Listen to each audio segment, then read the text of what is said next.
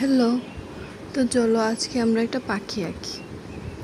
তো এই পাখিটার নাম একটু অন্যরকম। আমি জানি হয়তো বা কেউ শুনেছে, হয়তো বা কেউ শুনেনি। এই পাখিটার নাম হলো টুকান। হ্যাঁ, ঠিকই শুনেছেন, টুকান। কি অদ্ভুত না? আমার কাছেও প্রথমে অদ্ভুত লাগছে। তো চলুন আমরা এই পাখিটা সম্পর্কে একটু জেনে নিই। এই পাখিটির বসবাস দক্ষিণ আমেরিকার গ্রীষ্মমণ্ডল বনাঞ্চলে। এই পাখিটির অনেক ধরনের প্রজাতি রয়েছে।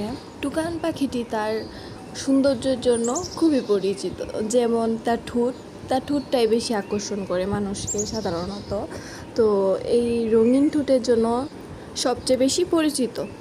পাখিটি বন পরিবেশে বাঁচে 10 থেকে 20 বছর, আর বন্দি অবস্থায় 25 থেকে 30 বছর পর্যন্ত বাঁচে।